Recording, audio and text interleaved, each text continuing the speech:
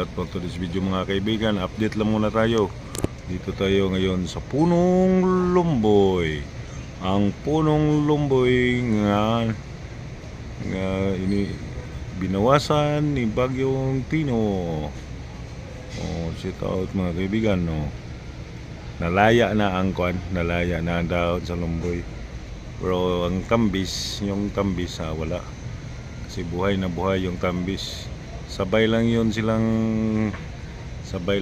nakuan mga kaibigan na damage ng Bagyong Tino, pero ang tambis buhay na buhay. Yung lumboy patay na patay. Yun, may mga ibon doon mga kaibigan na naglalaro nandiyan sa lumboy. Mga ibon, daming ibon mga kaibigan. Ang title ng video na to, ang ibon sa lumboy. Ang mga ibon sa lumboy, dami niyan mga kaibigan, sobrang dami dyan, ang dami, Galansiyang doon, turon doon, mayroon, daming ibon mga kaibigan. Sa Tagalog, ang alanggam pala, ibon, ang langgam, ang ibon sa Tagalog, daming ibon,